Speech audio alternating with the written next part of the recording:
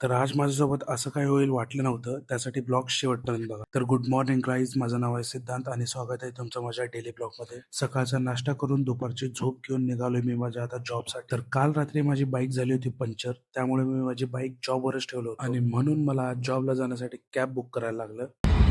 OTP 655. So finally निघालो मी जॉबला जाण्यासाठी आणि जॉबला जायला वेळ पण लय झालं होतं. सो फायनली पोहोचलो माझ्या जॉब आणि आल्या आल्या कामाची केली सुरुवात. ड्रिंक्स सगळे स्टॉकअप करून घेतलो फ्रीज मध्ये आणि त्यासोबत डिलिव्हरी आणि डायनिंगचे ऑर्डर्स पण चालूच होते. तर ब्लॉगच्या सुरुवातीलाच तुम्हाला सांगितलं होतं की काल रात्री माझी गाडी पंक्चर झाली होती आणि तेच पंक्चर काढायला आता गाडी ढकलत चाललोय.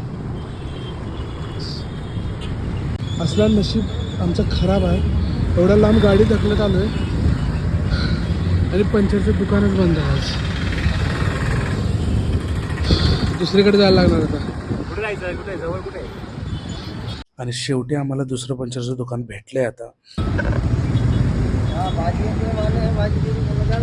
आमच्या आयुष्याला एवढीच साडेसाती लागल्या. तिकडून आलो ते दुकान बंद होतं पंक्चरचं, म्हणून इकडं आलो.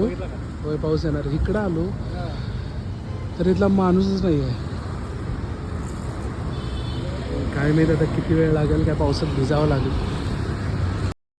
शेवटी वाट बघून बघून दादा आलेत 20 मिनिटांनी पंक्चर काढायला. एक नाही, दोन नाही, टोटल 8 पंक्चर निघालेत. एका पंक्चरला 100 रुपये, अशा 800 रुपये गेलेत माझ्या. स्टोअर मध्ये लई गर्दी झाली होती, त्यामुळे काय मला व्हिडिओ करायचं झालं. सगळं आवरून घरी निघण्यासाठी चाललो होतो. नंतर कळालं माझ्या गाडीमध्ये पेट्रोल थोडं कमी आहे. मित्राच्या गाडीतून थोडं पेट्रोल काढून घेतलं आणि फायनली पोहोचलो घरी. तर आजचा ब्लॉग कसा वाटला कमेंट मध्ये नक्की सांगा. चॅनलला फॉलो करा आणि सबस्क्राईब करा.